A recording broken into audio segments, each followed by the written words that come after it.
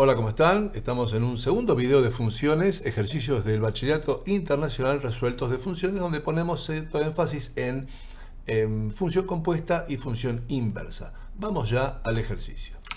Tenemos aquí que nos dan como dato que hay dos funciones. F de x es 2 por x al cubo más 3 y por otro lado g de x es e, el número ese que sabemos que es de alguna forma pariente de pi, porque es un número irracional y trascendente, es decir que este número tiene infinitas cifras no periódicas. Bueno, volvemos. G de x es e a la 3x menos 2.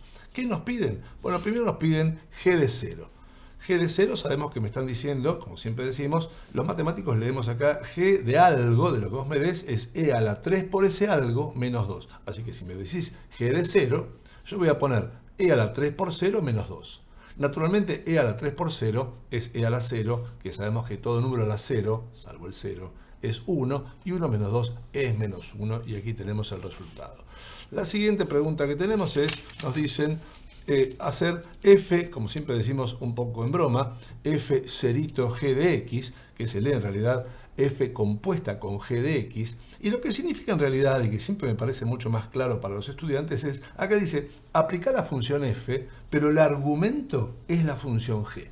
Es decir, cada vez que aparece aquí la x, yo voy a reemplazarlo por la función g completa.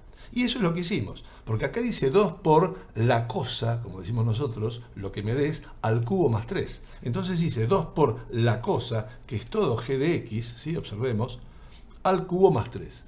El Bachillerato Internacional en particular no pide que simplifiquemos este ejercicio, sino tendríamos que hacer con cuidado la expansión al cubo. Recuerden que la potenciación no es distributiva con respecto a la suma. Dije bien, la operación es la suma, nada más que acá es negativa, ¿sí? No es distributiva, así que tendríamos que hacer el binomio correspondiente que figura en otro de los videos, ¿sí? Así que acá podemos terminar el ejercicio para el Bachillerato Internacional. Bien, ¿cómo sigue la pregunta? Ahora nos piden la función inversa.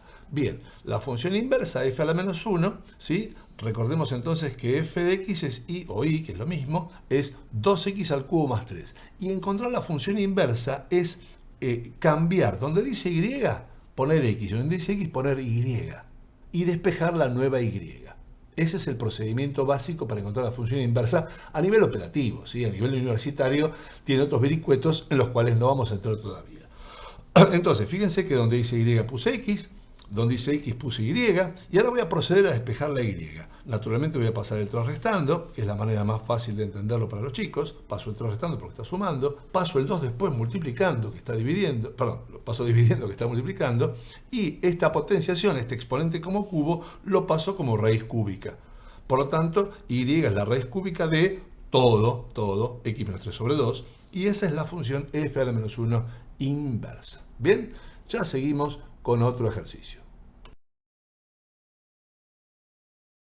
En este ejercicio, como decíamos recién, nos dan esta función, que se llama en español función homográfica, que es cuando, para decirlo de forma simplificada, hay una función lineal dividido a otra función lineal, o hay un polinomio de grado 1 dividido a otro polinomio de grado 1, ¿sí? En inglés suele llamarse bilinear function, ¿sí? Se puede decir en español bilineal, ¿sí? Y acá nos aclaran, ojo, x no es 2, lo cual, como pusimos acá, es una amabilidad de la IB, pero a quién se le hubiera ocurrido poner el 2 como valor de x, dado que estaríamos dividiendo por 0, cosa que en matemática no está muy bien visto. Bueno, con esta función nos dicen primero, bueno, ¿cuál es la asíntota vertical?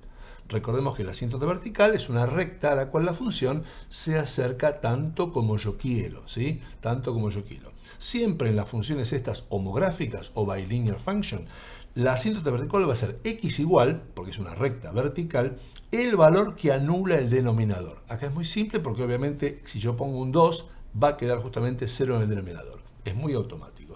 También nos preguntan la asíntota horizontal.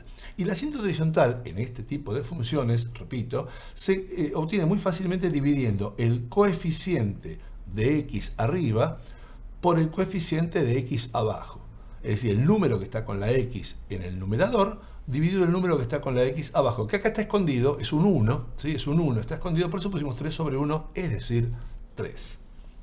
Después nos dan otra función, nos dicen g de x es x al cuadrado más 4, ¿sí? ¿Y qué nos piden? Nos piden el famoso f cerito con g de 1, que sabemos que en realidad significa f compuesta con g del valor 1. Vamos a ver ya mismo cómo lo resolvemos. Recordemos entonces que es mucho más claro, ¿sí? Hay que ser amable con uno mismo en un examen. Es mucho más claro escribir esto a mi juicio, ¿sí? Como f cuyo argumento es g de x. Es decir, que cada vez que aparezca la x en la función original voy a poner toda la función g de x. Por eso hicimos eso. En este caso dijimos f compuesta con g de 1 va a ser f cuyo argumento, voy a reemplazar la x ¿con qué? Con lo que vale g si a su vez primero reemplazo el 1. Por eso pusimos así. Permítanme recordarles que g de x es x al cuadrado más 4. Como me pedían g de 1, hice 1 al cuadrado más 4. Ese es el resultado de g de 1. Pero a su vez, f de ese valor 5, ¿quién era? Y toda esta operación, que dijimos que era la homográfica, la bilineal, por lo tanto dije, 3 por x, no, 3 por 5 más 1. X menos 2, no, 5 menos 2. El resultado es 16 sobre 3. Vamos a repetir esto último, ¿sí? F compuesta con g o f cuyo argumento es g de x, ¿sí? Lo que hago es reemplazar en f el resultado que me dé g de, en este caso, 1. Como era x cuadrado más 4, va a ser en este caso 1 al cuadrado más 4. Por supuesto va a ser f de ¿cuánto? 5, ¿no es cierto? En la función f de x voy a hacer 3 por x, 3 por 5, más 1, dividido x menos 2, 5 menos 2. 16 dividido 3, y ese es el resultado correcto. ¿Bien?